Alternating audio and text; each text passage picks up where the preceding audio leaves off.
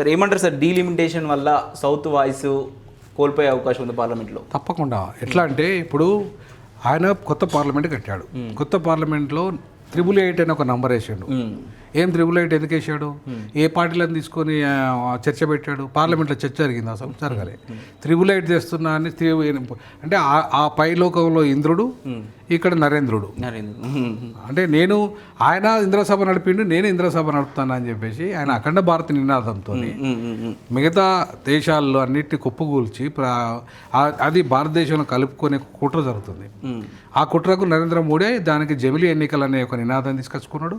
ఆ జమిలీ ఎన్నికల పేరుతో ఇక్కడ వాటిల్లో ఇక్కడ ఉత్తరాది వాళ్ళు, ఇక దక్షిణాది వాళ్ళు ఏం మాట్లాడకుండా సైలెంట్గా, ఈశాన్య రాష్ట్రాలు అయితే పాపం ఏం మాట్లాడలేదు. వాళ్ళు 11 మంది సభ్యులే ఉన్నారు మొత్తంగా.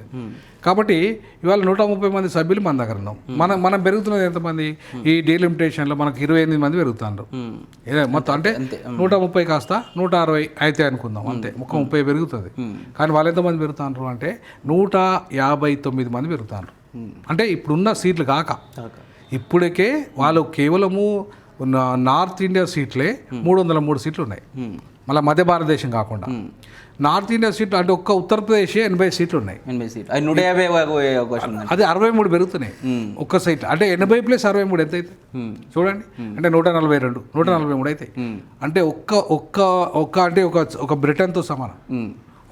ఒక్క ఉత్తరప్రదేశ్ ఒక బ్రిటన్ దేశం కంటే డబుల్ ఉంటుంది. మరి ఇవాళ మీ ఉత్తరాది ఆధిపత్యం కోసము ఈ దేశంలో డీలిమిటేషన్ తీసుకొచ్చి, మరి ఆమె తెలీదో కదా ఇందిరాగాంధీ ఏమన్నా 30 ఏళ్ళు ఎందుకు ఫ్రీజ్ పెట్టింది? ఇట్లాంటి సమస్య వస్తుందనే కదా. ఆయన వాజ్పేయి మీ కూడా కదా, మీ కూడా 30 ఏళ్ళు కూడా ఎందుకు ఫ్రీజ్ పెట్టిండు? నువ్వు కూడా ఎందుకు పెట్టావు? నువ్వు కూడా పెట్టు ఫ్రీజ్, 30 ఏళ్ళు ఫ్రీజ్ పెట్టి స్టాండ్ స్టిల్ తీసుకురా. అట్లనే 130 ఉంటాయి దేశంలో, 540 కూడా పెట్టేసాయి. కానీ ఇవాళ 883 ఎట్లా పెంచినావు? రేపు అంటే ఏ బేస్ మీద? ఇప్పుడు పాపులేషన్ ప్రకారం చూసినా కూడా 883 రావు. ఎట్లా చేసినావు అంటే మిగతా దేశాలను కూడా కలుపుకున్నాడు ఆయన.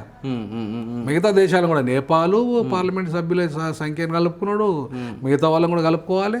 అఖండ భారత నిర్మాణం చేయాలి, ఆ దేశంలో ప్రజాస్వామ్యాన్ని కూని చేయాలి, ఈ దేశంలో ప్రజాస్వామ్యం. అవును, ఇప్పుడు నీకు పార్లమెంట్లో బొమ్మ కనపడుతుంది ఇక్కడ అఖండ భారత్ అనేది. సింగోల్ అనేది ఒకటి తీసుకుపోయింది ఇడికెళ్ళి, ఎక్కడికి వెళ్ళి దక్షిణ భారతదేశం నుండి. అంటే వర్ణాశ్రమ ధర్మాన్ని నేను యథాతథంగా కాపాడుతానట్టు. అది అర్థమైంది. అఖండ భారతం అంటే మీరు తప్పు పడుతురా అంటే కావద్దంటారా? అవును కదండి. ఇప్పుడు ఏ దేశంకి ఆ దేశం ఒక ప్రత్యేక దేశంగా ఎందుకు ఏర్పడదండి?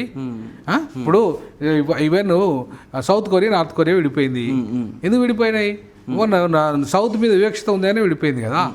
ఇవాళ అఖండ భారత్ పేరు మీద, అఖండ భారత్లు అంటే అర్థం ఆఫ్ఘనిస్తాన్ ఒక సపరేట్ ఒక దేశం ఎందుకు పోయింది? వాళ్ళ ప్రాంతం సపరేట్, ట్రైబల్స్ వాళ్ళ అస్తిత్వం వేరు.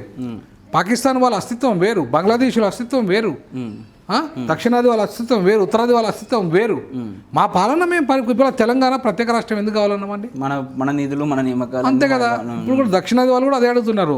మా ప్రాంతము, మా నిధులు, మేము 61% పన్ను కడితే నువ్వు 39% పన్ను కడుతూ మీ దేశాన్ని పరిపాలిస్తూ, పార్లమెంట్ ప్రధాని నువ్వే, స్పీకర్ నువ్వే, రాష్ట్రపతి నువ్వే, కేంద్ర మంత్రివర్గం అంతా నువ్వే, మొత్తం నీది ఆధిపత్యమే. దేశం అంటే నీ ఒక్కడిదేనా? మరి మేము లేమా అలా? మేము ఓట్లు ఎత్తలేమా? మరి అటువంటిప్పుడు ఇక మరి కాదు, మేము లేనప్పుడు మాకు సపరేట్ దేశం ఇవ్వ. మరి ఇప్పుడు మా అస్తిత్వం లేనప్పుడు, మా ప్రశ్న నీ దగ్గర ఉత్పన్నం కానప్పుడు మరి మాకెందుకు వస్తున్నావు మమ్మల్ని ఆడ? మరి మమ్మల్ని అసలు నా మాత్రం ఎందుకు చేస్తున్నావు? నీకు ఇష్టాలు అంటే నీ 80 సీట్లో ఒక రాష్ట్రం ఉంటుంది, ఒక నాగాలాండ్, ఒక కోయిమా, చిన్నవి ఒక 2-3 ఎంపీలు ఉంటాయా? అంటే అది కూడా ఒక రాష్ట్రమే కదా. 80 ఎంపీలు ఒక రాష్ట్రమే అయితే ఒక ఎంపీ ఉన్నోడు కూడా ఒక రాష్ట్రమే ఉంటాడా? సో కాబట్టి ఇది అన్యాయము. ఇప్పటికైనా రాష్ట్రాల పునర్విభజన జరగాలి. అది కూడా 3 కోట్ల జనాభాతో ఒక రాష్ట్రం ఏర్పడాలి. ఇక్కడ ఇంకో బాధ అనిపిస్తుంది సార్, డీల్ లిమిటేషన్ జరగడానికి అందరూ యాక్సెప్ట్. కాకపోతే ఈ విధానం తప్పు, జనాభా ప్రాతిపదికన వద్దు. సో దీన్ని ఎలా తీసుకున్నారు? రాష్ట్రాల వారీగా 30%, ప్రతి రాష్ట్రానికి 30% పెంచండి. అట్లా సౌత్ నుంచి అడుగుతా ఉన్నారు. తప్పు, అట్లా చెయ్యి. ఇప్పుడు అట్లా జనాభా దావాష పద్ధతిలో చేయకు. ఫర్ ఎగ్జాంపుల్ 80 ఉన్నాయి, ఇంకో 20 కలుపాడా? అంతే అందజేయదా అన్ని రాష్ట్రాల్లో అట్లా అట్లా అట్లా ఇక్కడ ప్రతి రాష్ట్రాన్ని కలుపు పర్సెంటేజ్ ప్రకారంగా అట్లా కలుపుకుంటావు. అంతేగాని ఒకేసారి నీకు 63 పెంచుకుంటావు. జనాభా దామాష పద్ధతి 63 పెరుగుతాయి. మరి ఎంత దుర్మార్గం. అసలు ఏపీని విభజించినావు నువ్వు, యూపీని ఎందుకు విభజించలే? అంతే బీమార్ రాష్ట్రం, వెనకబడ్డ రాష్ట్రము, ఎందుకు 4 రాష్ట్రాలు చేయాలని మాయావతి చేస్తే నువ్వు ఎందుకు దాన్ని విభజించలే? దీన్ని మాత్రం ఎందుకు తెలంగాణ పేరుతో విభజించినావు? నీకు నిజంగా దేశంలో నువ్వు కేంద్ర ప్రభుత్వం అనేది అన్ని రాష్ట్రాల పట్ల ఒకటే అభిప్రాయం ఉండాలి. దాని గురించి దీన్ని పెంచు. 3-4 రాష్ట్రాలు అవుతుంది. 4 రాష్ట్రాలు ఎందుకు చేయలే అంటే ఉత్తరాది ఆధిపత్యం నీ దగ్గర ఉండాలి. నీకు 73 సీట్లు ఫస్ట్ యూపీ మన ఎన్డీఏ 1లో వచ్చినాయి. తర్వాత రెండవ దాంట్లో 68 సీట్లు వచ్చినాయి. 3 దాంట్లో 38 సీట్లు వచ్చినాయి. అంటే అర్థమైంది మీకు మీ ఉత్తరప్రదేశ్ ఒక్కట్లోనే మొత్తానికి నీకు మెజార్టీ వస్తుంది. అంటే అందుకే నువ్వు దాన్ని విభజించట్లేదు. మరి మా పరిస్థితి మేము ఉన్న 42 సీట్లు అలా మా తెలుగు వాళ్ళు నువ్వు విభజించినావు. మేము 17 అయిపోయినా తెలంగాణలో వాళ్ళు 25 అయిపోయినాం. మరి మీకోనే మాకోనేమా అన్యాయం కదా. కాబట్టి విభజిస్తే అక్కడ దేశం మొత్తంలో పెద్ద రాష్ట్రాలు అన్నింటినీ విభజించు, మమ్మల్ని కూడా విభజించు.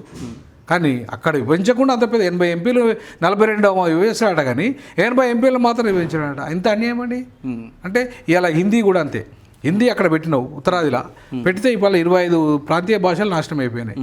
రేపు బలవంతంగా మా దగ్గర కూడా పెడతావు, మా ప్రాంతీయ భాషలన్నీ పోతాయి. ఆప్షనల్ అని చెప్తారు కదా. ఆప్షనల్ అంటలేడు ఆయన ఏమంటాడు, అక్కడ ఇప్పుడు హిందీ ఆల్రెడీ ఇంప్లిమెంట్ అయింది కాబట్టి అక్కడ సంస్కృతి పెడతాం ఉత్తరాదిలో, ఇక్కడ ఇంప్లిమెంట్ అవుతలేదు కాబట్టి ఇక్కడ హిందీ పెడతా అంటాడు ఆయన. ఆప్షనల్ అంటే 3 భాషలు ఉండాల్సిందే, అందులో ఒకటి ఆప్షనల్ అంటలేడు ఆయన. ఇప్పుడు ప్రాంతీయ భాష ఫస్ట్ భాష, సెకండ్ లాంగ్వేజ్ ఏమొస్తుంది? నేషనల్ లాంగ్వేజ్ ఏదైనా ఒకటి, లేకపోతే ఇంగ్లీష్ వస్తుంది. అంతర్జాతీయ భాష వస్తుంది. ప్రాంతీయ భాష తర్వాత అంతర్జాతీయ తర్వాత జాతీయ భాష అంటాడు. అవునా కదా. మేము ఏమంటే ఉర్దూ అనేది మాకు పెట్టండి. అట్లాంటి ఒకవేళ పెడతా అంటే మా దగ్గర ఎందుకు ఉర్దూ ఎక్కువ మంది మాట్లాడతారు మా దగ్గర. అవునా, ముస్లిమ్స్ ఎక్కువ ఉన్నారు కదా. ఆంధ్ర, తెలంగాణ, కర్ణాటక ఇట్లల్లో అన్నిట్లల్లో మాకు ఉర్దూ పెట్టు. ఇంకో భాషగా మేము ఆప్షన్ తీసుకుంటాం. ఉర్దూ మాకు హిందీ వద్దు, ఉర్దూ తీసుకోండి మేము ఆప్షన్గా. నేషనల్ భాష అంటే 2 చూసుకుంటాం కదా, సంస్కృత్ ఒకటి, ఇంకోటి హిందీ. అసలు నేషనల్ భాష లేదు ఇండియాలో. ఇండియాలో ఎక్కడ ఉంది? కాదు, ఇండియాలో నేషనల్ భాష లేదు. ఒక ఓటు స్పీకర్ ఓటు వేస్తే నీకు నేషనల్ భాష అవుతుందా? అది నీవు కావాలని స్పీకర్తో నువ్వే ఇప్పించుకున్నావు. అది ఇవాళ భారతదేశంలో జాతీయ భాషే లేదు అసలు. అది ఆర్య భాష, సంస్కృతం ఆర్య భాష. మేము ద్రవిడలం ఎందుకు బాగా నేర్చుకోవాలండి? మాకేమవసరం? మేము ద్రవిడలము, అది ఆర్య భాషను మేము ఎందుకు నేర్చుకుంటాం? మా ద్రవిడ భాషను మేము నేర్చుకుంటాం. ఉర్దూ పార్ట్ ఆఫ్ ద్రవిడ భాష.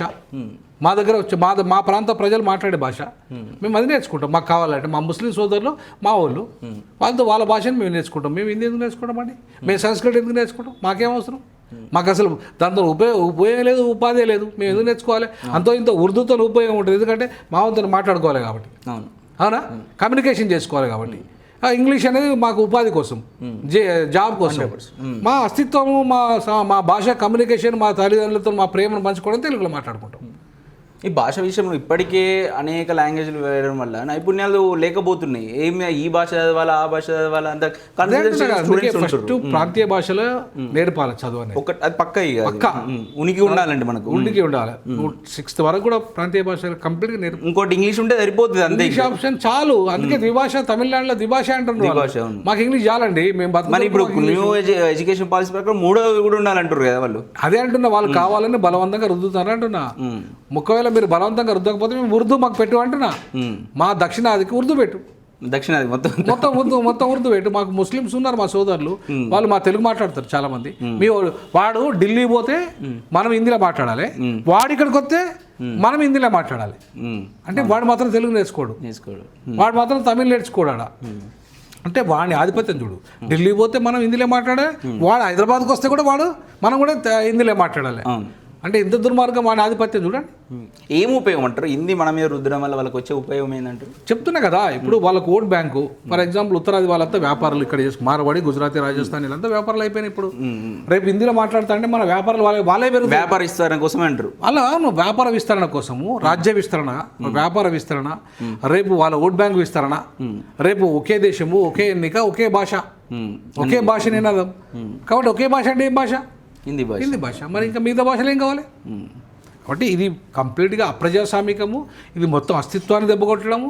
ఈ దేశంలో ఒకే ప్రాంతము, ఒకే భాష, ఒకే పార్టీ. అంటే బీజేపీ ఉంటుంది పర్మనెంట్గా. ఇంకెవరు ఇక దేశంలో ప్రజాస్వామ్యం లేదు, ఇక రద్దయిపోతుంది. అట్లాంటి దుర్మార్గం రాజ్యాంగం ఒప్పుకుంటుందా? మరి అట్లాంటి రాజ్యాంగం ఒప్పుకున్నప్పుడు రాజ్యాంగ వ్యతిరేక నిర్ణయాలు ఎట్లా స్వేచ్ఛ చేస్తావు? మనకు స్వేచ్ఛ లేదు కదా. స్వేచ్ఛ లేకుండా ఎట్లా చేస్తావు? ఈ దేశాన్ని అప్రజాస్వామిక వైపు ఎట్లా తీసుకుపోతావు? దాన్ని కదా మేము ప్రశ్నిస్తున్నాము. మా అస్తిత్వాన్ని, మా ద్రవిడ భాషల్ని, మా సంస్కృతిని, మా ప్రాంతీయ తత్వాన్ని మేము కాపాడుకోవాలనుకుంటున్నాము. దాన్ని దెబ్బ కొడతానంటే ఎట్లను? సరే సార్, ఇప్పుడు ఓకే, ఇది ఎంత నడుస్తూ ఉంటే చాలామంది మన సౌత్ గురించి మాట్లాడాల్సిన అవసరం ఉంది. నాయకులు తమిళనాడులో వాళ్ళు స్టాలిన్ వాళ్ళు మాట్లాడుతారు, ఇక్కడ రేవంత్ రెడ్డి కూడా ఫైట్ చేస్తూ అంటుండు. పక్క రాష్ట్రం వచ్చేసరికి పవన్ కళ్యాణ్ అంటుండు ఇది నార్త్ సౌత్ ఏంది, ఇది ఇప్పటికి కూడా ఇంకా కొట్టుకుందామని ఆయన మాట్లాడుతుండు. చంద్రబాబు అసలు ఆయనకు బుద్ధి ఉందా? అసలు పవన్ కళ్యాణ్ అంటాడు పార్టీ పెట్టిన కొత్తలా మేము ఉత్తరాది ఆధిపత్యాన్ని వ్యతిరేకిస్తామని చెప్పి ఇదే హైదరాబాద్లో మాట్లాడింది కదా. అవును, ఇదే విజయవాడలో మాట్లాడింది కదా. మరి అప్పుడు నీకు బుద్ధి ఉన్నదా? మరి నువ్వు ఎందుకు మాట్లాడినావు? బుద్ధి లేని మాటలు ఎందుకు మాట్లాడినావు? ఎందుకు రెచ్చగొట్టావు మామూలు? ఇదే చంద్రబాబు నాయుడు మీ ఉత్తరాది ఆధిపత్యాన్ని మేము వ్యతిరేకిస్తామని అన్నాడు. మీ హిందీ భాషను వ్యతిరేకిస్తామన్నాడు. మా తెలుగు ఆత్మ గౌరవాన్ని కాపాడతామన్నాడు. ఎన్టీ రామారావు ఇవాళ ఇందిరాగాంధీనే తెలుగు బేస్ మీద పుట్టిన పార్టీ తెలుగుదేశం నువ్వు పార్టీ పేరే తెలుగుదేశం. హిందీ నేర్చుకోవడం తప్పేదని మాట్లాడుతున్నావు. నువ్వు నేర్చుకో. మరి మీ మన వల్ల కూడా హిందీ మీడియంలో అని అట్లా ఇట్లా డైరెక్ట్ చెప్పలే, ఇండైరెక్ట్ చెప్తాం. మనం కూడా పెంచు ఇంకా ఇంతకుముందు తగ్గియాలి జనాభా అని చెప్పేసి లిమిట్ పెట్టాము. ఇప్పుడు లిమిట్ లేదు, ఎక్కువ మందిని కన్నారు అని చెప్పేసి అట్లా చెప్తాం. అవును, పెంచమని చెప్తాడు కదా, పెంచుతాం కరెక్టే. రేపు వాడిని ఎవరు కాపాడాలి?